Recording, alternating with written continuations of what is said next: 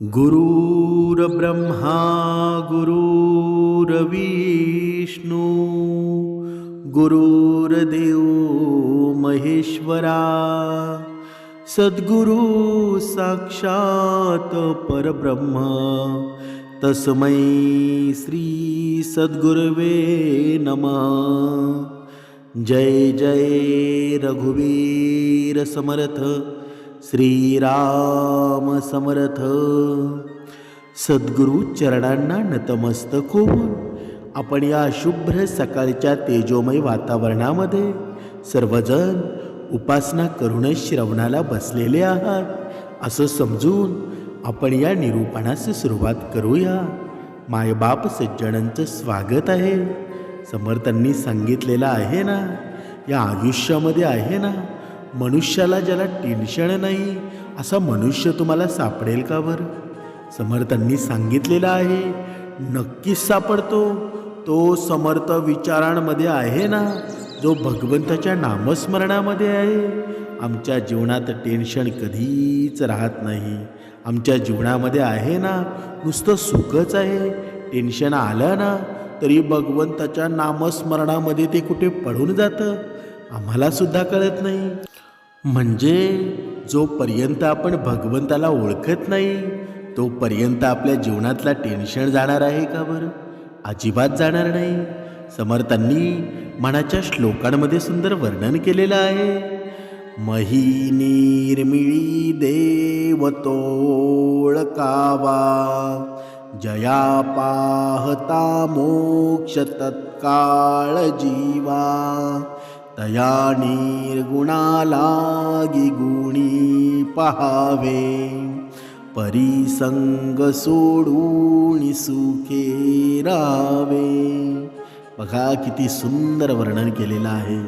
ज्यानं पृथ्वी निर्माण केलेली आहे ना, नवे नवे हे पूर्ण विश्व निर्माण ज्याने केलेलं आहे, हे विश्व त्याच्या पूर्ण रूपाने भरलेलं आहे।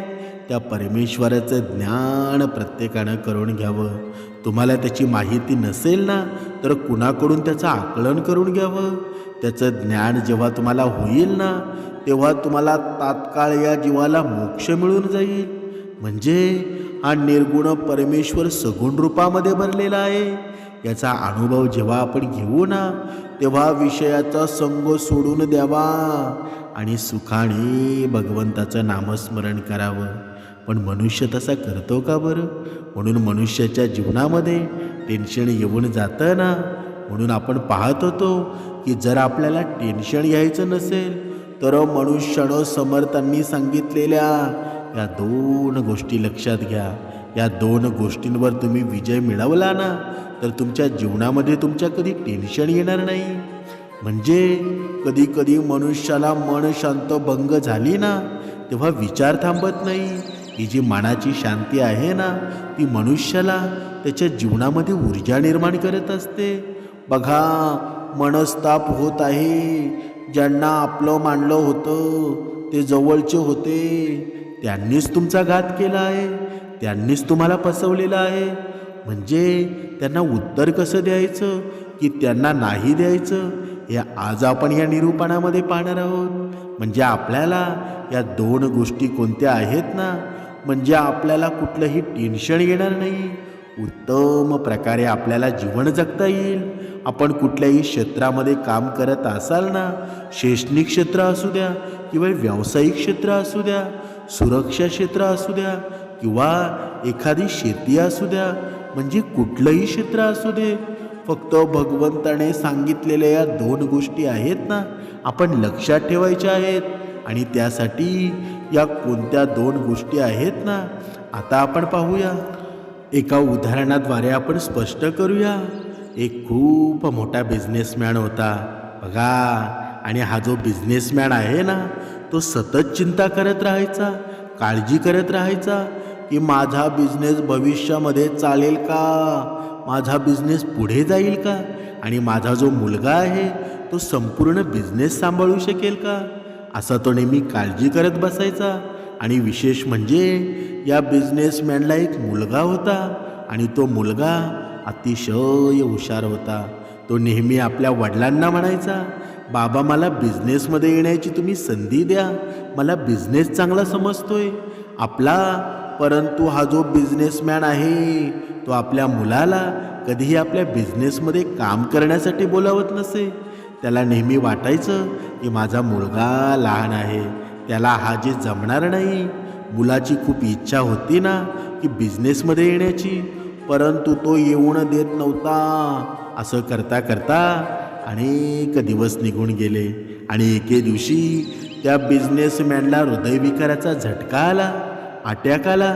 त्याला तत्काळ हॉस्पिटलमध्ये दाखल करण्यात आलं आणि मुलगाही त्या ठिकाणी क्षणाचा विलंब न करता आपल्या पित्यासाठी त्या हॉस्पिटलमध्ये धावून दवाखान्यामध्ये पोचल्यानंतर बघा, डॉक्टरांनी मुलाला बोलवलं आणि सांगितलं परिस्थिती फार नाजूक आहे, परंतु हळूहळू सुधारेल. तुझ्या वडिलांची परिस्थिती आहे ना, आता हे सगळं ऐकल्यानंतर मुलानं कोणीतरी जोडीला असावं म्हणून त्या हॉस्पिटलमध्ये आपल्या एका जवळच्या मित्राला बोलावून घेतलं. मित्रही त्या ठिकाणी आला आणि मुलानं आपल्या मित्राला सगळी हकीकत सांगितली आपल्या वडिलांबद्दल. आता हे सगळं सांगून झाल्यानंतर तो बिझनेसमॅनचा जो मुलगा होता तो आपल्या मित्राला म्हणाला, चल जरा बाहेर फिरून येऊ आपण. डॉक्टर तर त्याचं ते काम करत राहतील. आणि हॉस्पिटलमधून जेव्हा हे दोघेही बाहेर पडले ना, तेव्हा मित्र आणि जवळून त्यांना पाहिलं की आईस्क्रीमवाला चालत होता आणि गाडी घेऊन बिझनेसमॅनचा मुलगा आपल्या मित्राला म्हणाला, चल रे थोडी थोडी आईस्क्रीम आपण खाऊया. आता त्याच्या मित्राला हे सगळं ऐकून धक्काच बसला, कारण तो मनातल्या मनामध्ये मित्र म्हणत होता, काय हा वेडेपणा आहे, इथे वडील हॉस्पिटलमध्ये ॲडमिट आहे आणि याला आईस्क्रीम खायचं सुचतंय. परंतु त्या ठिकाणी तो मित्र बोलला नाही. आईस्क्रीम घेतल्यानंतर दोघेही आईस्क्रीम खाऊ लागले. अगदी आनंदामध्ये तो समोरचा मित्र होता, त्याला राहवलं नाही की त्याने बोलून दाखवावं आणि तो म्हणाला की आपल्या मित्राला, मित्रा मला समजत नाही, तुझा बिझनेस सध्या खूप परिस्थितीमध्ये आहे, तुझे वडील ICUमध्ये आहेत आणि त्यांना अटॅक आलेला आहे. तू इथे मस्तपैकी अगदी कुठलंही टेन्शन न घेता आईस्क्रीम खात बसलाय. या ठिकाणी ज्या बिझनेसमॅनच्या मुलाचं जे उत्तर आहे ना, ते फार ऐकण्यासारखं आहे. तो त्या ठिकाणी म्हणाला, मला सगळं माहिती आहे की माझे वडील ॲडमिट आहेत आणि माझे वडील बिझनेसमॅनमध्ये मला अनेक अडचणी येणार आहेत. आता मी भगवान श्रीकृष्णांचा फार मोठा भक्त आहे आणि त्यांनी सांगितलेल्या या 2 गोष्टी मी नेहमी लक्षात ठेवतो आणि आयुष्यामध्ये स्वतःच्या ते मी उतरवतो सुद्धा. त्या गोष्टींचं पालन करण्याचा त्यातही पहिली गोष्ट आपल्या सगळ्यांना माहीत आहे, पण आपण आपले काम करत राहायचं, फळाची अपेक्षा करायची नाही. माझ्या बिझनेसमध्ये आहे ना, मी प्रामाणिकपणे काम करत राहणार आणि मला खात्री आहे की आमचा बिझनेस नक्कीच प्रगतीपथावर जाणार. आणि जी दुसरी गोष्ट आहे ती म्हणजे गोष्ट मी आज तुला सांगतोय की ध्यान देऊन ऐक. गोष्ट जर तू ऐकलीस ना, ध्यान देऊन ऐकलीस, तर तुझ्या जीवनामध्ये सुद्धा या गोष्टीचा तू अंमल केलास तर विचारांचा तर जीवनामध्ये तुला कुठलंही टेन्शन येणार नाही. आणि तो बिझनेसमॅनचा जो मुलगा आहे आपल्या मित्राला ती गोष्ट सांगू लागला की जेव्हा भगवान श्रीकृष्णाचा विवाह माता रुक्मिणीबरोबर झालेला आणि काही दिवसानंतर पुढे भगवान श्रीकृष्णांच्या मोठ्या मुलाचा जन्म झाला आणि त्याचं नाव प्रद्युम्न होतं. पुढे बघा, प्रद्युम्नच्या जन्मानंतर फक्त 10 दिवसामध्ये त्याचं अपहरण झालं होतं आणि भगवान श्रीकृष्णांच्या मुलाचं आता अपहरण झाल्याबरोबर माता रुक्मिणी सतत दुःखी राहायची, काळजी करू लागली, चिंता करू लागली. भगवान श्रीकृष्ण रुक्मिणी मातेला समजून सांगायची, काळजी करू नकोस, तो भगवान श्रीकृष्णांचा मुलगा आहे, जिथे असेल तिथे सुखी असणार, पण तो निवांत राहा, स्वस्थ राहतो, असं आपल्या पत्नीला नेहमी समजावं. पण माता रुक्मिणीचं मन आहे ना, हे शांत राहत नव्हतं, दुःखी राहायची, सदैव आपल्या मुलाच्या काळजीमध्ये दिवसामागून दिवस चालले होते, वर्षामागून वर्ष चालली होती. जवळजवळ आपल्या मुलाच्या चिंतेमध्ये या ठिकाणी बघा 18 वर्षाचा काळ निघून गेला. आणि 18 वर्षानंतर प्रद्युम्न द्वारकेमध्ये परत आला. परंतु द्वारकेमध्ये आल्यानंतर त्यांच्या त्याबरोबर त्यांची पत्नी मायावती सुद्धा होती. आणि त्या ठिकाणी समजलं की द्वारकामध्ये सगळ्यांनाच म्हणजे भगवान श्रीकृष्णाला आणि मातेला सुद्धा प्रद्युम्नची जी पत्नी मायावती ती प्रद्युम्नपेक्षा वर्षानं मोठी होती. आता पहिल्यांदाच आपल्या मुलाला पाहून माता रुक्मिणी आनंदित होती, तर दुसरी तिचं लक्षच नव्हतं. कुठलंही एवढ्या वर्षानं आपला मुलगा परत आलाय, त्यामुळं तिला घणाघात आनंद झाला. परंतु हा आनंद जास्त काळ टिकला नाही, कारण आपल्या मुलानं आपल्या वयापेक्षा 20 वर्षानं मोठ्या असणाऱ्या त्या मुलीबरोबर विवाह करावा हे सगळं ऐकून रुक्मिणी माता दुःखी झाली. त्या ठिकाणी भगवान श्रीकृष्णांकडे जाऊन लक्ष्मी माता ही सगळं कहाणी सांगू लागली की आपल्या मुलांना असं का बरं केलं बरं, स्वतःच्या वयापेक्षा 20 वर्षानं मोठ्या असणाऱ्या त्या मुलीशी लग्न का करावं बरं. सगळं ऐकून भगवान श्रीकृष्ण म्हणाले, जी गोष्ट घडली आहे ना ती स्वीकार करतो, पण तू चिंता करू नकोस.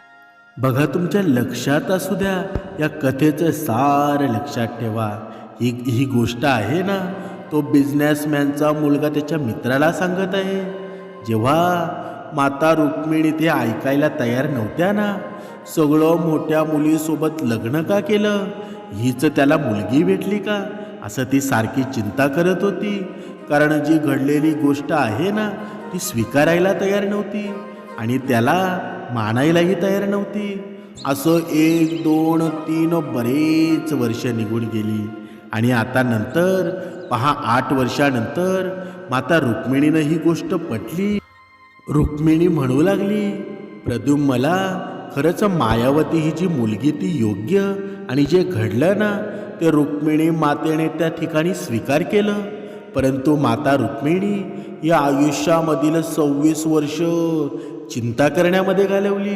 म्हणजे तुम्ही विचार करा, 26 वर्ष रुक्मिणी मातेनं चिंतेमध्ये घालवली या सगळ्या गोष्टीमध्ये.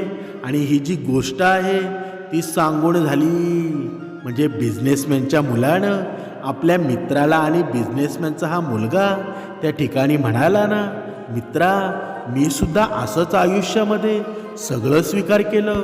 ज्या माझ्या आयुष्यामध्ये घटना घडतायत त्या घटनाचं मी स्वीकार केल्यात. भगवान श्रीकृष्ण सांगतात ना की ज्या आयुष्यामध्ये आपल्या घडतं ना आपण स्वीकार करायला शिकायला पाहिजे, तर आपलं आयुष्य जगणं सोपं होईल. आपल्यात जे नियंत्रणामध्ये काही गोष्टी असतात ना ते आपण अवश्य प्रयत्न करावा. परंतु ज्या काही गोष्टी आहे की ज्या आपल्या हातातच नाहीत, त्या आपल्या नियंत्रणामध्येच नाहीत, त्यांच्याविषयी टेन्शन अजिबात घ्यायचं नाही. उत्तम प्रकारे जीवन जगता येतं. कारण अशा काही गोष्टी असतात ना, तुम्ही कुठल्या तरी क्षेत्रामध्ये काम करत असाल, एखादी घटना जर घडली तर ती परत माघारी येईल का? किती तुम्ही टेन्शन घ्या, उपाशी राहा अथवा नका राहू, पाणी प्या अथवा नका पिऊ, परंतु ती गोष्ट परत कधीच माघारी येऊ शकत नाही. जी माघारीच येऊ शकत नाही, जी आपल्या हातामध्येच नाही, तिची काळजी का करायची बरं? आपण ती घटना घडून गेली ना, तो क्षण निघून गेला, तो परत नाही येऊ शकत. प्रत्यक्षात भगवंतानी सांगितलं, त्यांच्या बाबतीत घडलेल्या या घटना आहेत त्या सगळ्या भगवंत सांगतायत की काळजी करू नका. जे तुमच्या हातामध्ये नाही ना, तुम्ही काळजी करू नका. घडणाऱ्या घटना घडत राहणार. म्हणून उत्तम प्रकारे जीवन जगण्यासाठी या गोष्टींचा आपण अभ्यास करा, विचार करा आणि अशाच पद्धतीनं आपलं जीवन जगा.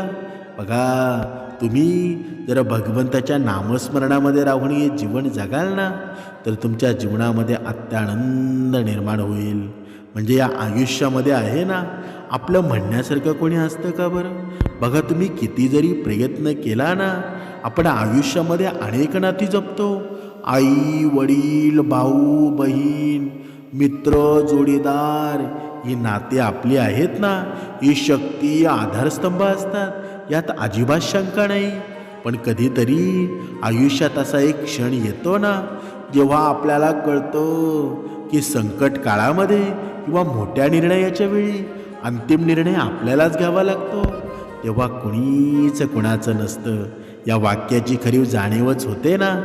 याचा अर्थ असा नाही की आपण स्वार्थी व्हावं, पण याचा अर्थ आहे की आपल्या जीवनाचा आधार आहे ना, आपण स्वतःच असायला हवं. आपण आपलं संपूर्ण आयुष्य इतरांना खुश करण्यात घालवतो, त्यांच्या अपेक्षा पूर्ण करण्यामध्ये घालवतो, पण हे करताना आपण स्वतःला विसरून जातो. बघा, हे नक्कीच आहे की जर मनुष्याने दुसऱ्याच्या जीवनामध्ये सुख निर्माण केलं तर हा काळाचा फेरा आहे ना, तुमच्या जीवनामध्ये सुद्धा सुख निर्माण होणार आहे. पण आपण म्हणतो ना की मला गाडी घ्यायची आहे, मग गाडी आपण 80व्या वर्षी घेऊन चालेल का बरं? योग्य वयामध्ये जर योग्य काही गोष्टी केल्या ना, तर नक्कीच मनुष्याच्या आयुष्यामध्ये आनंद मिळतो, समाधान मिळतो. म्हणून हे करताना आहे ना, आपण स्वतःला विसरून जातो. आपल्याला काय आवडतं, आपली स्वप्न काय आहेत, आपल्या गरजा काय आहेत, याकडे आपण दुर्लक्ष होतं. स्वतःसाठी जगायला शिकणं म्हणजे स्वार्थीपणा नाही, तर आत्मसन्मानच आहे ना. हे आपल्याला शिकवतं की जगात सर्वात महत्त्वाची व्यक्ती तुम्ही स्वतः आहात, या अगोदर तुम्ही मान्य करा. जोपर्यंत तुम्ही आनंदी आणि समाधानी नसाल ना, तोपर्यंत तुम्ही इतरांना खरा आनंद देऊ शकणार नाही. बघा, कधी कधी मनुष्य आहे ना, बघा एवढा धार्मिक बनतो की स्वतः दुःखी होऊन दुसऱ्याला आनंद देतो. पण हा कलियुग आहे ना, अगोदर तुम्ही स्वतः आनंदी व्हा. जेव्हा तुम्हाला समजेल ना खरा आनंद कशामध्ये आहे, खरं चैतन्य कशामध्ये आहे, तेव्हा तुम्ही दुसऱ्याला आनंद द्या. पण मनुष्य असा करतो का? कधी कधी भक्ती मार्गामध्ये एवढा नाहून जातो ना, कधी कधी नकळत सुद्धा त्याच्या जीवनामध्ये चुका होतात आणि मग नंतर त्याच्या जीवनामध्ये पश्चातापाची वेळ येते. म्हणून भक्तीचा अवडंबर करत बसू नका. भक्ती ही मनाला शांत करते ना, पण जेव्हा भक्तीचा अवडंबर आपण करतो तेव्हा मनुष्याच्या जीवनामध्ये आहे ना दुःख निर्माण होत असतं. म्हणूनच जेव्हा आपण स्वतःसाठी जगायला शिकतो ना, तेव्हा आपण दुसऱ्यांवर अवलंबून राहायला थांबवतो. त्यामुळं आपल्यात आत्मविश्वास वाढतो. आपल्यात आत्मविश्वास जेव्हा वाढेल ना, जेव्हा तुम्ही स्वतःवर विश्वास ठेवाल, तेव्हा तुम्ही धाडसाने निर्णय घेऊ शकाल. जेव्हा तुम्ही स्वतःची क्षमता ओळखाल ना, तेव्हा तुम्ही अपयशाला घाबरणार नाही. आणि जेव्हा तुम्ही स्वतःच्या पायावर उभे राहाल, तेव्हा लोकही तुमचा आदर करतील. म्हणजे आपण दृढ निश्चयानं जर आपल्या मनावर कंट्रोल केला तर मनुष्य अधोगतीपासून वाचू शकतो. समर्थांनी वर्णन केलेलं आहे ना, विवेके क्रिया आपुली पाळटावी, अति आदरे शुद्ध क्रिया धरावी, जणी बोलण्या सारिके चाल बापा, म्हणा कल्पना सोडी संसार तापा. म्हणजे मोठ्या विवेकानं सारासार विचार करून आपलं हे आपण आचरण सुधारायला हवं. आणि हे आचरण सुधारेल केव्हा बरं? जेव्हा आपल्या जीवनामध्ये संतसंगती घडली जाईल, जेव्हा आपल्या जीवनामध्ये आपलं मन शुद्ध होईल, या मनाला शांती मिळेल. म्हणजे ही क्रिया आहे ना, ती अतिशय शुद्ध ठेवावी. या जगामध्ये बोलण्याप्रमाणे वागावं. संसार दुःखमयच आहे ना, तेव्हा कल्पना करीत बसण्याचं सोडून द्यावं. कधी कधी आपलं होतं काय की या जगामध्ये आहे ना, बघा आपण एक बोलतो आणि एक करतो. कधी कधी आपण दुःखीसुद्धा होतो. पण असं करून चालेल का बरं? जे शाश्वत सत्य आहे ना, त्याला आपण सत्यच म्हणायला हवं. नुसतीचं वायफळं बडबड करून आपल्या आयुष्याची आपण अधोगतीच करतो ना. म्हणूनच समर्थांनी सांगितलेलं आहे, अगोदर मनुष्यानं स्वतःचा सन्मान करायला हवा. आपण स्वतः किती चांगले आहोत ना, हे आपण स्वतःच्या मनाला विचारा. म्हणजे जीवनात येणाऱ्या प्रत्येक चढ उताराला तोंड देण्यासाठी स्वतःला मानसिक आणि भावनिकदृष्ट्या सक्षम बनवणं हे मनुष्याचं गरजेचं आहे ना. कारण जेव्हा सगळं काही संपेल तेव्हा फक्त तुम्ही आणि तुमचा आत्मविश्वास तुमच्यासोबत असेल. बघा, जेवढी या मनाला भक्तीची गरज आहे ना, जेवढी हे मन शांत करण्याची गरज आहे, तेवढा तुमचा स्वतःवर विश्वाससुद्धा असायला हवा. नुसतंच आपण जो समोरचा सांगतोय म्हणून ऐकतोय, पण आपण जे करतो ना तेच सर्वश्रेष्ठ असतं. म्हणून आपल्या ध्येयांचा पाठलाग करा, आपला छंद, आपल्या आवडींना वेळ द्या, नव्या गोष्टी शिकायला सुरुवात करा, आपल्या शारीरिक मानसिक आरोग्याची काळजी घ्या. म्हणजे तुमचं आयुष्य आहे ना एका पुस्तकासारखं आहे आणि लेखक तुम्ही स्वतः आहात. इतरांना तुमचं पुस्तक वाचायला आवडेल, पण त्याचे कथानक तुम्हीच लिहायला हवं. म्हणजेच दुसऱ्याच्या गोष्टीतील एक पात्र बनण्याऐवजी स्वतःच्या गोष्टीचे नायक तुम्ही बनायला हवं. पण आपण ते बनतो का बरं? कधीच बनत नाही. म्हणून आज एक निश्चय करा, इतरांसाठी जगण्यासोबतच स्वतःसुद्धा जगायला शिका. स्वतःला वेळ द्या, स्वतःवर प्रेम करा, आपल्या स्वप्नांना पूर्ण करण्यासाठी कठोर परिश्रम करा. कारण या जगामध्ये आहे ना कुणीच कुणाचं नसतं, पण तुम्ही नेहमी स्वतःचे व्हा. आणि जेव्हा तुम्ही स्वतःचे व्हाल तेव्हा तुमच्या जीवनात केलेलं पुण्य आहे ना ते भगवंतापर्यंत पोचत असतं. तुम्ही जीवनामध्ये केलेलं दान आहे ते भगवंतापर्यंत पोचत असतं. नाहीतर काही लोक दान करतात ना, वाईट मार्गांनी कमवतात आणि मग दुसऱ्याला दान करतात. त्यामध्ये पुण्यकर्म निर्माण कधी होतील का बरं? कधीच होणार नाही. म्हणून आयुष्यामध्ये आहे ना बघा, भगवंतांनी सांगितल्याप्रमाणे या दोन गोष्टी जर मनुष्याने निरंतर केल्या ना, स्वतःसाठी पहिल्यांदा जगा. जेव्हा स्वतःसाठी जगाल तेव्हाच तुमच्या जीवनामध्ये पुण्यकर्म होईल. जेव्हा स्वतःसाठी जगून दुसऱ्याला दानधर्म करतो ना, तोच खरं पुण्य आहे, तेच खरं पुण्य आहे. नाहीतर कधी कधी पाहतो स्वतःकडे तर काहीच नसतं, स्वतः दारिद्र्य होतो आणि दुसऱ्याला श्रीमंत करतो. मग जर आपणच व्यवस्थित नसू तर दुसऱ्याला श्रीमंत करून फायदा आहे का बरं? म्हणून अगोदर तुम्ही सक्षम व्हा आणि मग दुसऱ्याला सक्षम करा. भगवंतांनी सांगितलंच आहे ना की मनुष्याच्या जीवनामध्ये आहे ना त्याच्या जीवनातील टेन्शन कधी जात नाही, पण त्या दुःखाला कसं आपण सामोरे जाऊ हेच आपल्याला भगवंत शिकवतो ना. आपल्याला श्रवण शिकवत असतं, आपल्याला ब्रह्ममुहूर्ताची उपासना शिकवत असते. म्हणून जास्त चिंता करू नका, चिंतेमध्ये राहू नका. कारण जो रोज श्रवण करेल, रोज उपासना करेल, भगवंत त्याची काळजी नेहमी घेत असतो. आजपर्यंत घेत आलेला आहे आणि आजपर्यंत तुमच्या जीवनामध्ये जरी दुःख असतील ना तरी टेन्शन घेऊ नका. सर्व काही भगवंतावर सोपवून द्या. भगवंता तू करशील ते खरं. एकदा तुम्ही असं करून पहा, तुमच्या जीवनामध्ये आनंद निर्माण झाल्याशिवाय राहणार नाही. हे नवचैतन्य आहे ना तुमच्या जीवनामध्ये खूप भरारी घेईल आणि एक दिवस तुमचा यशाचा दरवाजा आहे तो उघडेल आणि तुमच्या जीवनामध्ये आनंदी आनंद होईल. म्हणून एक गोष्ट प्रत्येकाने लक्षात ठेवा, मी असल्यानंतरच हे सगळं होईल, मी नसल्यानंतर यांचं काय होईल, माझ्याशिवाय काहीच होणार नाही. ही तुमची आतल्या भावना आहेत ना, या सर्व भावना पुसून टाका. तुम्ही जरी नसाल ना तरी हे जग चालणार आहे, तुम्ही असाल तरीही हे जग चालणार आहे. तुमच्याशिवाय काहीच अडलेलं नाही. म्हणून जे थोडे दिवस राहिलेले आहेत ना ते भगवंताच्या नामस्मरणामध्ये घालवा. एक दिवस तुम्हाला भगवंताची प्रचिती येईल आणि तुमच्या जीवनाचं कल्याण होऊन जाईल. जय जय रघुवीर समर्थ.